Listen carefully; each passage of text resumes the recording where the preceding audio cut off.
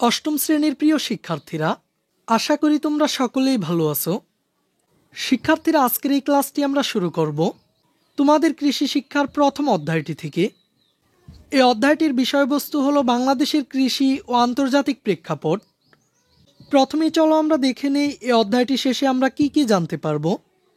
আমরা এই অধ্যায়টি শেষে কৃষিতে বিজ্ঞানীদের অবদান ব্যাখ্যা করতে পারবো, আধুনিক কৃষি ফলন এবং আমাদের জীবনধারার পরিবর্তনের মধ্যে সম্পর্ক স্থাপন করতে পারবো। এরপর বাংলাদেশের সাথে বিশ্বের কয়েকটি নির্বাচিত দেশের কৃষির অগ্রগতির সম্পর্ক বর্ণনা করতে পারবো। আর সবশেষ বাংলাদেশের কৃষির সাথে কয়েকটি নির্বাচিত দেশের কৃষির তুলনা করতে পারবো।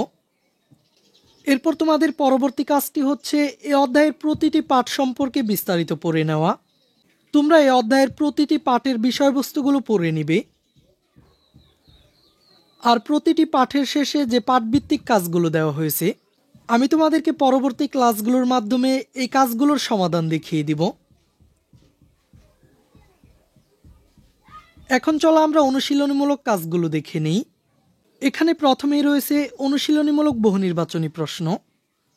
এখানে প্রথম বহুনির্বাচনী প্রশ্নটিতে বলা হয়েছে, দেশের মোট ব্যবহৃত ধান বীজের শতকরা কত ভাগ চাষিরা নিজেই সংরক্ষণ ও ব্যবহার করেন? অপশনগুলো হলো 65%, 75%, 85% নাকি 95%। এখানে চারটি অপশনের মধ্যে সঠিক অপশনটি হচ্ছে গ, অর্থাৎ 85%। দেশের মোট ব্যবহৃত ধান বীজের শতকরা 85% চাষিরা নিজেরাই সংরক্ষণ ও ব্যবহার করেন।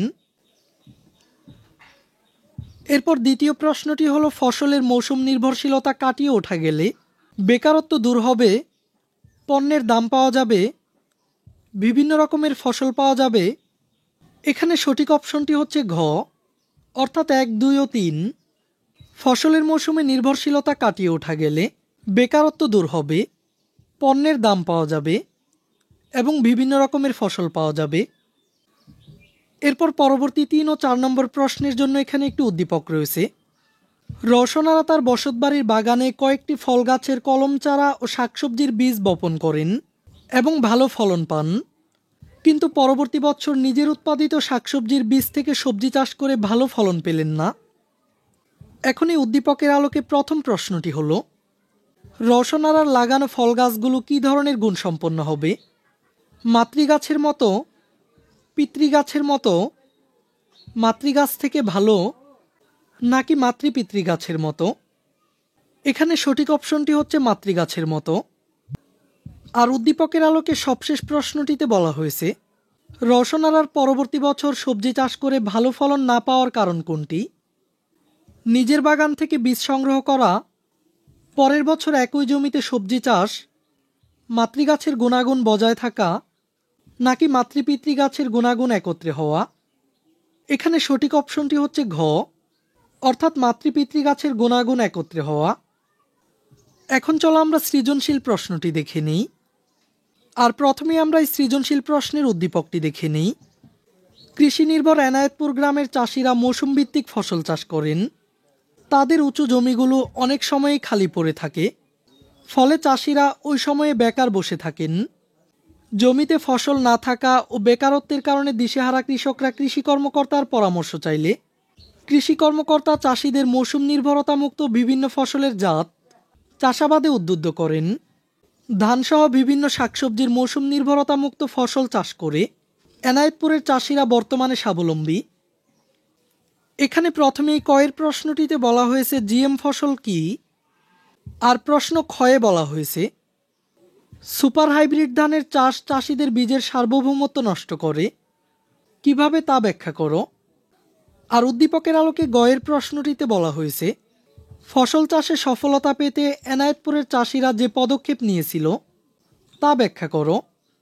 আর উদ্দীপকের আলোকে সবশেষ ঘয়ের প্রশ্নটিতে বলা হয়েছে কৃষি কর্মকর্তার পরামর্শে এনায়েতপুরের চাষিরা কিভাবে স্বাবলম্বী হয়েছিল তা বিশ্লেষণ করো। তো শিক্ষার্থীরা, চলো আমরা এই সম্পূর্ণ সৃজনশীল প্রশ্নটির সমাধানে চলে যাই। প্রথম প্রশ্নটি ছিল জিএম ফসল কি? উত্তরটি হলো সংকরায়ন ও ক্রমাগত নির্বাচনের মাধ্যমে ফসলের বংশগতি পরিবর্তন করে যে নতুন ফসল উৎপাদন করা হয় তাই জিএম ফসল বা জেনেটিক্যালি মডিফাইড ফসল।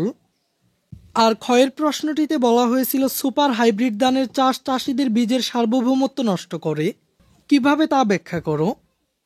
সুপার হাইব্রিড ধানের বীজের গুণাগুণ এক প্রজন্মেই শেষ হয়ে যায়। চাষিরা এই বীজ পরবর্তীতে ব্যবহার করতে পারেন না। প্রতিবার চাষ করার জন্য তাদের নতুন করে বীজ সংগ্রহ করতে হয়। তাই সুপার হাইব্রিড ধানের চাষ চাষিদের বীজের সার্বভৌমত্ব নষ্ট করে। এরপর উদ্দীপকের আলোকে গয়ের প্রশ্নটিতে বলা হয়েছিল ফসল চাষে সফলতা পেতে এনায়েতপুরের চাষিরা যে পদক্ষেপ নিয়েছিল তা ব্যাখ্যা করো। ফসল চাষে সফলতা পেতে এনায়েতপুরের চাষিরা মৌসুম নির্ভরতামুক্ত ফসল চাষের উদ্যোগ নেন। এনায়েতপুরের চাষিরা মৌসুম ভিত্তিক ফসল চাষ করতেন। এতে বছরের কিছু সময় তারা কাজ পেলেও একটি বড় সময় বেকার বসে থাকতেন। জমিতে ফসল না থাকার জন্য তাদের উঁচু জমিগুলো অনেক সময় পতিত পড়ে থাকত। কৃষি কর্মকর্তার পরামর্শে চাষিরা BR3 বিপ্লব ধান, কলা, পেঁপে, লাল শাক, বেগুন ইত্যাদি সারা বছর চাষযোগ্য ফসল আবাদ শুরু করেন। অতএব বলা যায় উপরিউক্ত পদক্ষেপ গ্রহণ করে চাষিরা তাদের বেকারত্ব দূর করেন এবং সারা বছর আয়ের পথ সুগম করেন। এরপর উদ্দীপকের আলোকে ঘয়ের প্রশ্নটিতে বলা হয়েছিল কৃষি কর্মকর্তার পরামর্শে এনায়েতপুরের চাষিরা কিভাবে স্বাবলম্বী হয়েছিল তা বিশ্লেষণ করো। কৃষি কর্মকর্তা এনায়েতপুরের চাষিদের মৌসুম নির্ভরতামুক্ত ফসল চাষ করতে পরামর্শ দিয়েছিলেন। এনায়েতপুরের চাষিরা আগে মৌসুম ভিত্তিক ফসল চাষ করতেন। এতে তাদের কৃষি জমি পতিত পড়ে থাকত এবং তারাও বেকার বসে থাকতেন। এজন্য পরিবারের অভাব অনটন লেগেই থাকত। কৃষি কর্মকর্তা তাদের মৌসুম নির্ভরতামুক্ত ফসল চাষের পরামর্শ দেন। তারা কর্মকর্তার পরামর্শ মতো ধানসহ বিভিন্ন শাকসবজির চাষ শুরু করেন। এসব ফসলের উৎপাদন লাভজনক এবং বাজারে চাহিদা প্রচুর। অসময়ে এসব ফসল উচ্চমূল্যে বিক্রি হয়। ফলে এনায়েতপুরের চাষিরা বাড়তি অর্থ উপার্জন করে লাভবান হয়। অতএব কৃষি কর্মকর্তার পরামর্শে এনায়েতপুরের চাষিদের সারা বছর কাজের সুযোগ সৃষ্টি হয়। তারা স্বাবলম্বী হন এবং সচ্ছলতার মুখ দেখেন। এই ক্লাসে এই পর্যন্তই। পরবর্তী ক্লাসে আমরা দ্বিতীয় সৃজনশীল প্রশ্নটির সমাধান দেখব। তাই পরবর্তী ক্লাসটি পাওয়ার জন্য এই চ্যানেলটিকে এখনই সাবস্ক্রাইব করে রাখো।